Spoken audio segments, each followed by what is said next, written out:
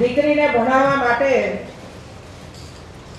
સમગ્ર રાજ્ય છેલ્લા 12 વર્ષથી પ્રયાસ કરે છે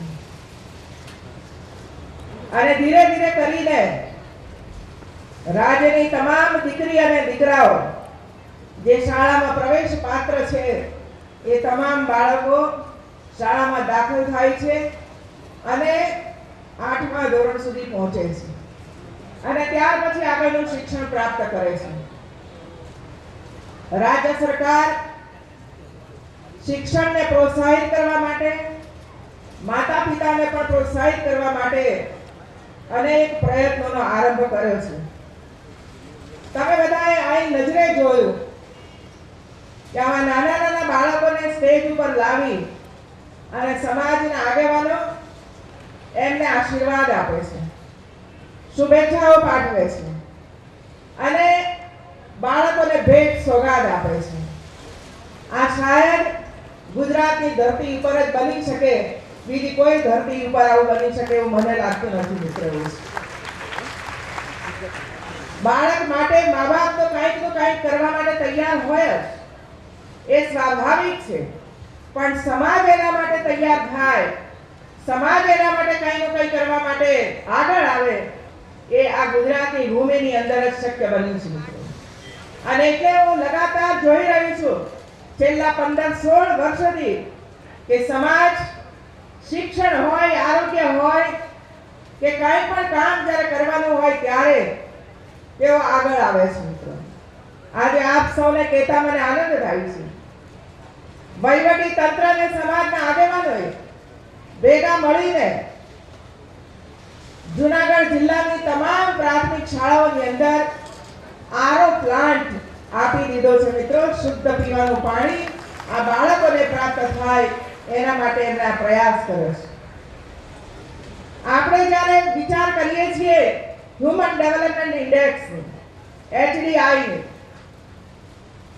અને એના માટે શુદ્ધ પાણી આવશ્યક હોય છે, એના માટે આરોગ્ય આવશ્યક હોય છે, એના માટે શિક્ષણ આવશ્યક હોય છે અને એટલે શિક્ષણ બાળકોને સારું પ્રાપ્ત થાય, એની સાથે સાથે બાળકોનું આરોગ્ય, એની તંદુરસ્તી તરફ આપણું ધ્યાન જાય અને ત્રીજું તંદુરસ્તી પર સીધી અસર કરતું હોય તો તે અશુદ્ધ પાણી છે, ખારું પાણી છે અને એટલા માટે બાળકોને પણ શુદ્ધ પીવાનું પાણી શાળાઓની અંદર પ્રાપ્ત થાય એના માટે એમણે જે પ્રયાસ કર્યો છે એ માટે હું શિક્ષણ સમિતિના ચેરમેન સહિત સૌને ખૂબ ખૂબ અભિનંદન આપું છું મિત્રો।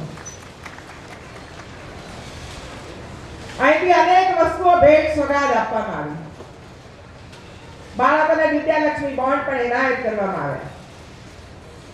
મને યાદ છે કે 2003માં જ્યારે આ કાર્યક્રમનો આરંભ થયો ત્યારે ગુજરાતની જેટલી પણ પ્રાથમિક શાળાઓ હોય એમાં 35% કરતા મહિલાઓનો સાક્ષરતાનો દર ઓછો હોય એવા તમામ તાલુકાઓની અંદર 1000 રૂપિયાના નર્મદા બોન્ડ એના પરિવારને આપવા અને 7મા ધોરણ સુધી દીકરી પહોંચે ત્યારે 1000 રૂપિયાનો વિદ્યાલક્ષ્મી બોન્ડ એના વ્યાજ સહિત એ દીકરીને આપવામાં આવે, એ નિર્ણય 2003માં લેવાયો હતો।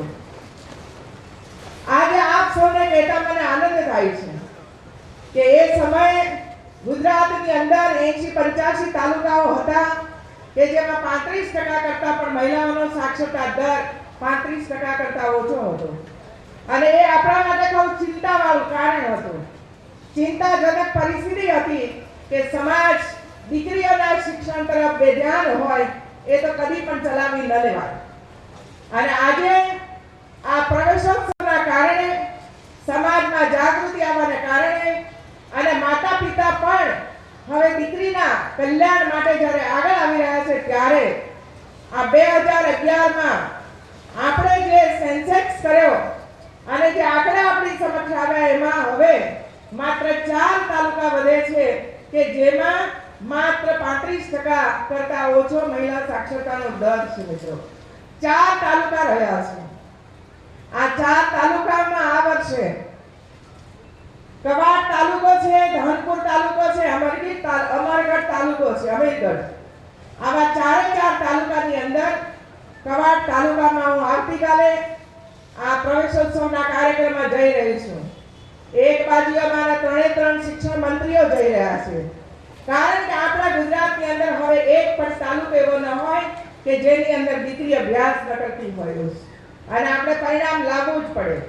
અને પરિણામ અને આ કાર્યક્રમો ગોઠવવા માટેનો જે પરિશ્રમ કર્યો, જે આયોજન કર્યું, નવી યોજનાઓ બનાવીને અમલવારી કરી, એનો શ્રેય આજે હું આપણા દેશના વડાપ્રધાન નરેન્દ્રભાઈ મોદીને આપી રહી છું. મિત્રો,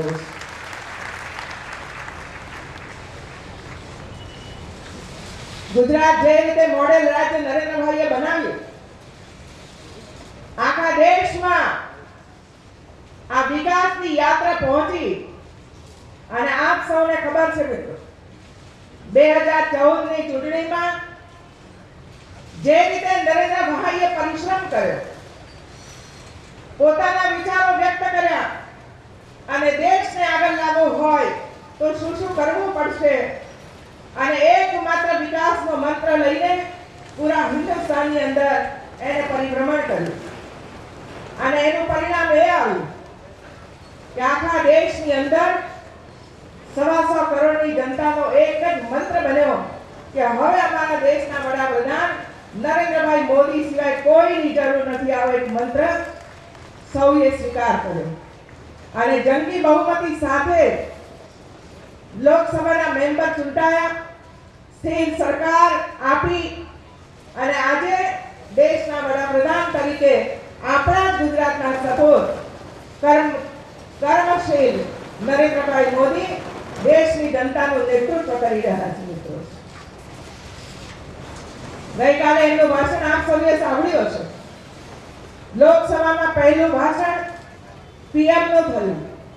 એમાં એમણે પણ કન્યા શિક્ષણ ઉપર જ ભાર મૂક્યો છે. ઘર ઘર શૌચાલય પહોંચે એના માટે ભાર મૂક્યો છે. દરેક રાજ્યમાં અને હિન્દુસ્તાનમાં મહિલાઓની સુરક્ષાની ચિંતા સૌ કરે એના ઉપર એમણે સંકલ્પતા બતાવી છે. અને ઘર ઘર પાણી પહોંચે, શુદ્ધ પાણી પહોંચે એના માટે પણ એમણે પોતાની કટિબદ્ધતા દેશની જનતા સમક્ષ બતાવી છે. મિત્રો, આજે જ્યારે આપણે દીકરીની વાત કરવા જઈ રહ્યા છે, ત્યારે અહીં ભ્રૂણ હત્યાની વાત આપણી એક દીકરી એના સ્વમુખે આપણને કહીને ગઈ છે. એવું શું કારણ છે આપણે ત્યાં કે દીકરીને વધારવા માટે આપણે તૈયાર નથી, દીકરીને વધેરવા માટે તૈયાર થઈએ છીએ? શું દીકરીની અંદર તાકાત નથી? દીકરી હોશિયાર નથી, ટેલેન્ટેડ નથી? આપણને ભારરૂપ કેમ લાગે છે આપણી દીકરી કે હવે ખોજનો વિષય બન્યો છે? આ વિષય માટે પણ ભૂતકાળમાં આપણે આંદોલનો ચલાવ્યા, અને આજે સારી સ્થિતિનું નિર્માણ ગુજરાતમાં તો થયું છે, પરંતુ હજુ એ સ્થિતિ જે બની છે એ સ્થિતિને હજુ સુધારવાની આવશ્યકતા છે. અને એટલે આજે જ્યારે દીકરીઓને શાળાની અંદર પ્રવેશ અપાવવા માટે આવ્યા છીએ, ત્યારે અહીંથી પણ આપણે સંકલ્પ કરીને જઈએ કે આપણી દીકરીને અધવચ્ચેથી ઉઠાડી ન લઈએ. આપણા ઘરમાં કોઈ નવું બાળક અવતરવાનું હોય તેને જન્મવાનો અધિકાર આપીએ, અને ત્યાર પછી એના સંસ્કાર સિંચનનું કામ કરીએ. બહેનો, એ જ આપણું કામ છે, એ જ આપણું કર્તવ્ય છે. આજે સમાજના આગેવાનોએ અમારી આંગણવાડીના ભૂલકાઓ માટે ખૂબ મોટા દાન આપ્યા છે. જ્યારે આ કાર્યક્રમનું આયોજન થતું હતું ત્યારે મેં અમારા અધિકારીઓને પૂછ્યું હતું, સમાજના આગેવાનો મારું સન્માન કરવા માંગતા હતા, ત્યારે મેં એમને કહ્યું કે મારું સન્માન તમે એ રીતે કરો કે જેથી કરી ગુજરાતમાં અને જૂનાગઢમાં આપણું એક પણ બાળક કુપોષિત ન રહે, એક પણ બાળક કુપોષિત ન રહે. ગરીબાઈને કારણે સગર્ભા અવસ્થાની અંદર દીકરીને યોગ્ય પોષણ મળી શકતું નથી, અને એને કારણે અધૂરા દિવસે બાળકો જન્મે છે, ખોડ ખાપણવાળા બાળકો જન્મે છે. કોઈ રોગ સાથે બાળકો જન્મે છે.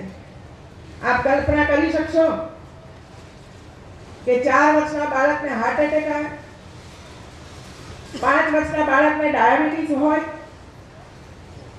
કે 2 મહિનાનો બાળક હોય જેને હાર્ટનું ઓપરેશન કરવાની આવશ્યકતા ઊભી થાય.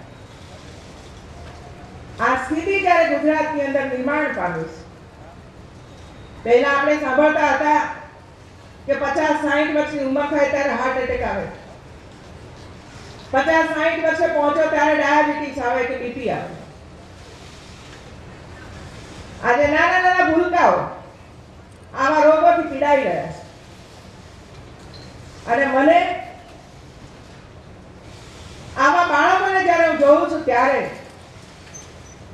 દેશમાં પીડા થાય છે. અમદાવાદની સિવિલ હોસ્પિટલમાં, યુએન મહેતા હોસ્પિટલ કે કિડની હોસ્પિટલમાં જઈને આપ જુઓ મિત્રો, હું તો દર મહિને એની મુલાકાત લેતી હોઉં છું. અને ત્યાં 2 મહિનાના બાળકને હાર્ટનું ઓપરેશન કર્યું હોય એવા દ્રશ્યો હું જોઉં છું. અને એટલા માટે આપણે પ્રયાસ કરીએ છીએ કે સગર્ભા માતાને પણ આ 9 મહિનાની અંદર એને સારો પોષણ મળે, સારી દવા મળે, હોસ્પિટલની અંદર બાળક જન્મે ત્યારે એની સારવાર થાય. એ જ રીતે આપણી કિશોરી જે 11 થી 18 વર્ષની દીકરી છે કે જેનો શારીરિક વિકાસ 10 વર્ષથી માંડીને 18 વર્ષ સુધીમાં થતો હોય છે, અને એ સમયે એના કોઈ અંગની અંદર અવિકસિત ન રહી જવું જોઈએ. અને એટલા માટે એ અવસ્થાની અંદર પણ દીકરીને સારો પોષણયુક્ત આહાર અને દવાઓ મળવી જોઈએ. એ જ રીતે જન્મ્યા પછીના બાળકો અને 6 વર્ષની ઉંમર સુધીના બાળકોને આંગણવાડીની અંદર ઘનિષ્ઠ સારવાર અને સારો પોષણયુક્ત આહાર આપવાની રાજ્ય સરકારે શરૂઆત કરી છે. પણ ક્યાં ખામી રહી જાય છે, અને ખામી રહી જવાને કારણે દરેક બાળકને જે એના હિતનું મળવું જોઈએ એ મળતું નથી હોતું. સરકાર એની રીતે તો પ્રયાસ કરે છે, પણ સમાજની ભાગીદારી પણ એની અંદર જરૂરી બને છે. અને આજે આપ બધાએ જે રીતે મને ભેટ આપી છે, કોઈએ ચણા આપ્યા છે, તો કોઈએ ખજૂર આપી છે, તો કોઈએ મગફળી આપી છે મિત્રો. અને 1 કિલો 2 કિલો નહીં પણ 100 કિલો તમારા તરફથી પ્રાપ્ત થયું છે. અને આ બધું જ આંગણવાડીના બચ્ચાઓ ખાવાના છે. તમે મને ફૂલહાર આપ્યો હોત તો હું અહીં મૂકીને ચાલી ગઈ હોત, સુગંધી આવી હોત, પણ હાર તો અહીં મૂકીને હું ગઈ હોત.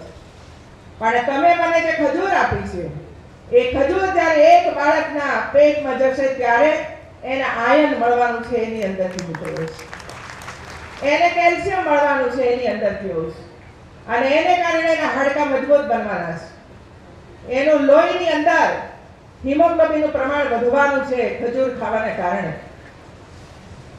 અને એટલે જે જરૂરી છે આપ સૌએ આપવું છે.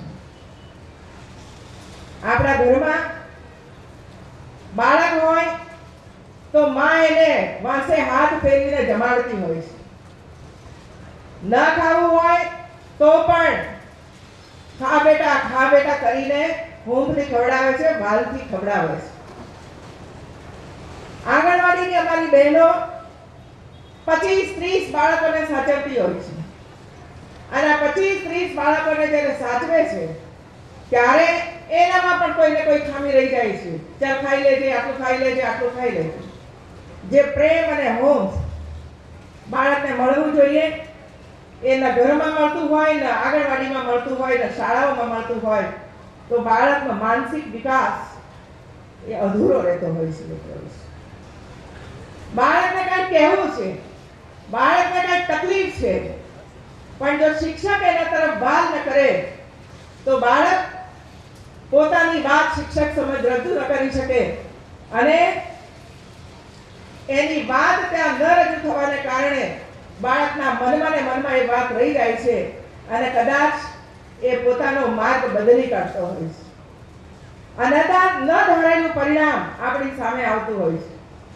અને એટલા માટે મેં અમારા કલેક્ટરશ્રી અને ડીડીઓને કહ્યું હતું કે આજે જ્યારે જૂનાગઢમાં આવી રહી છું ત્યારે સમાજના આગેવાનોને કહેજો,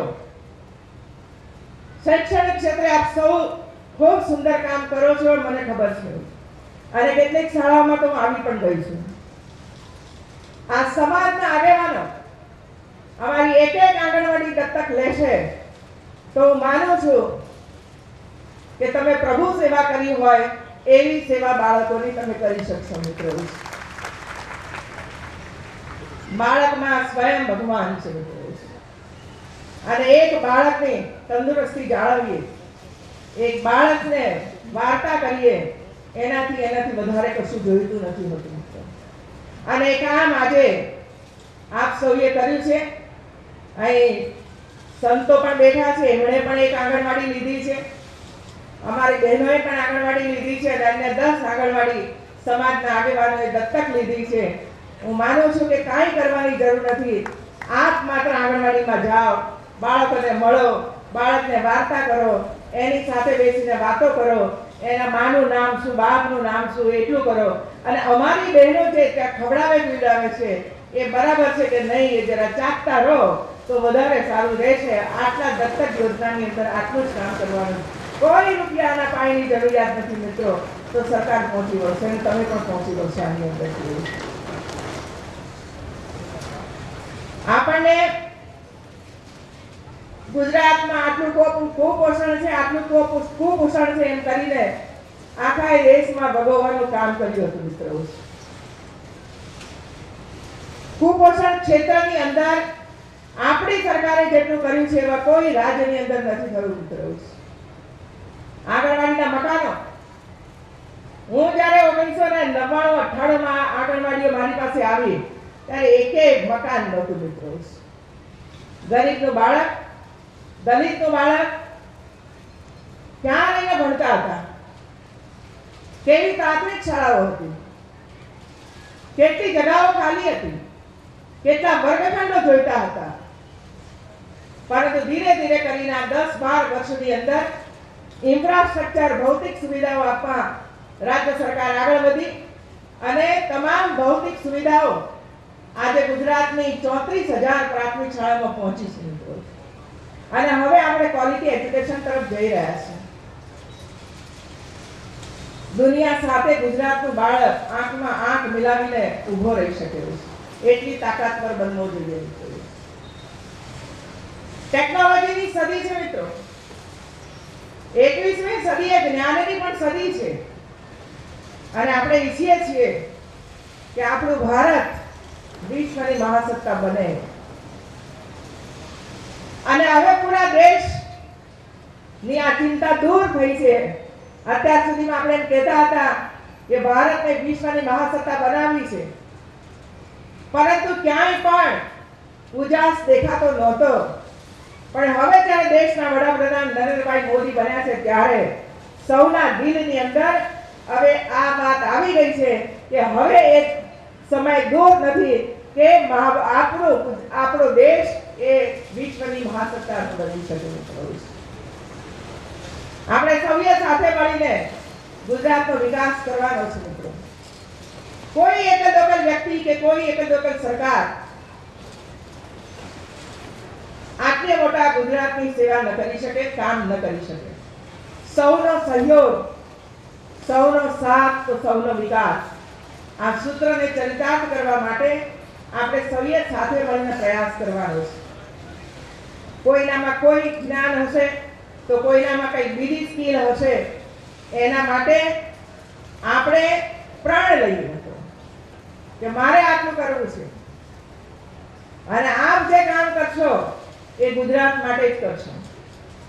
એક શિક્ષક જ્યારે શાળાની અંદર બાળકોને સુંદર રીતે ભણાવતો હોય તો એ ગુજરાતના વિકાસનું જ કામ કરે છે મિત્રો. એક આંગણવાડીની બહેન 4 બાળકોને તંદુરસ્ત બનાવતી હોય તો એ પણ ગુજરાતના વિકાસ માટે જ કામ કરે છે, હું માનું છું મિત્રો. કોઈ એક મજૂર રોડ બનાવવાનું કામ કરતા હોય ત્યારે એ પણ ગુજરાતના વિકાસ માટે જ કામ કરે છે. વિકાસ એટલે આ જ વિકાસ છે મિત્રો. કોઈ એક બેન બાળકોને તૈયાર કરીને સાંસ્કૃતિક પ્રવૃત્તિઓ કરાવતી હોય ત્યારે એ પણ રાષ્ટ્રભક્તિની આરાધના છે અને એ પણ ગુજરાતના વિકાસ માટે જ કામ કરે છે બેન. જે વ્યક્તિઓ જ્યાં રહીને કામ કરે છે, જનહિત માટે કામ કરતા હોય, એ બધા જ જનહિતના કામો એ ગુજરાતના વિકાસના જ કામો બન્યા છે મિત્રો. આજે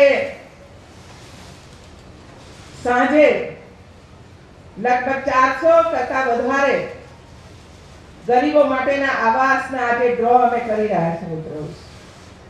ગરીબને પણ ઘરનું ઘર મળવું જોઈએ અને એકલું ઘર નહીં, સંપૂર્ણ સુવિધાઓ સાથેનું મકાન મળવું જોઈએ, જેમાં ટોયલેટ પણ, પાણીની સુવિધા પણ હોય, નજીકમાં પ્રાથમિક શાળા પણ હોય, આંગણવાડી પણ હોય, બાગ બગીચો પણ હોય, નાના મોટા કામો કરવા માટે નાનો હોલ પણ હોય. આ પ્રકારના સંપૂર્ણ સુવિધાઓ સાથેના મકાનો મારા શહેરી વિકાસ વિભાગે કામ કરવાનો આરંભ કર્યો છે અને અત્યાર સુધીમાં આ 1.5 વર્ષના ગાળામાં લગભગ 1 લાખ મકાનો બનાવીને ગરીબોને આપણે આપી પણ દીધા છે મિત્રો. બીજા 50,000 મકાનોના કામ અત્યારે ચાલુ છે અને આવતીકાલે મતલબ 15મી તારીખે લગભગ 20,000 જેટલા મકાનોનો નવો ડ્રો અમે કરી રહ્યા છીએ. અને જે રીતે નરેન્દ્રભાઈ મોદીએ ગુજરાતની જનતાને એક વચન આપ્યું હતું કે અમે 2012ની ચૂંટણીમાં આ વચન આપેલું કે રાજ્યમાં 5 વર્ષમાં શહેરી વિસ્તારોમાં 22 લાખ મકાનો ગરીબો માટે બનાવીશું અને 28 લાખ મકાનો ગ્રામ્ય વિસ્તારની અંદર રહેતા ગરીબો માટે બનાવીશું અને એ દિશાની અંદર આ સરકાર આગળ ચાલી રહી છે મિત્રો. અમારો પ્રયાસ છે કે 2012ની ચૂંટણીમાં જનતાને જે વચનો આપ્યા છે વચનો પૂર્ણ થાય એના માટે ભારતીય જનતા પાર્ટીની સરકાર અને સંગઠન એ દિશાની અંદર અત્યારે આગળ વધી રહ્યું છે મિત્રો. આ પ્રસંગે આપ સૌનો વધારે સમય ન લેતા જે બાળકોને આજે પહેલા ધોરણમાં આપણે પ્રવેશ અપાવ્યો છે એ તમામ બાળકો 8મા ધોરણ સુધી પહોંચે અને ત્યાર પછી 9મા ધોરણમાં પણ પહોંચે એના માટેનો પ્રયાસ કરવો જોઈએ. આ વર્ષે આપણે નિર્ણય કર્યો છે કે 7મા ધોરણના તમામ બાળકો 8મામાં પ્રવેશ પામવા જોઈએ. 8મું ધોરણ પ્રાઇમરીમાં પાસ કર્યા પછી બધા બાળકો 9મા ધોરણમાં જવા જોઈએ અને 10મું ધોરણ પાસ કર્યા પછી એ બાળકો પણ 11મા ધોરણની અંદર પ્રવેશ પામે અથવા તો ક્યાંક ડિપ્લોમાની અંદર એ પ્રવેશ પામે. એના માટેનું સમગ્ર રાજ્યની અંદર એક અભિયાનના સ્વરૂપમાં આ વખતે આપણે લીધું છે મિત્રો. અને એમાં સમગ્ર રાજ્યની અંદર જેટલા પણ આવા બાળકો હશે એવા તમામ બાળકોને ફરીથી શાળાઓની અંદર લાવવામાં આવશે કે જે બાળકો અધવચ્ચેથી ઉઠી ગયા હશે. ઉઠી જવાનું પ્રમાણ માત્ર 2% છે 1 થી 5 ધોરણમાં અને 1 થી 8 ધોરણની અંદર ઉઠી જવાનું પ્રમાણ 7% છે મિત્રો. આ 7% પણ બાળકો ઉઠી ન જવા જોઈએ એમનો અભ્યાસ પૂર્ણ થવો જોઈએ મિત્રો. હવે જ્યારે ક્વોલિટી એજ્યુકેશન તરફ જઈ રહ્યા છે ત્યારે ગુજરાતમાં સ્માર્ટ સ્કૂલો શરૂ થઈ છે અને આ વર્ષે ગુજરાતમાં લગભગ 500 કરતા વધારે પ્રાથમિક શાળાઓમાં સ્માર્ટ સ્કૂલ શરૂ કરવામાં આવશે.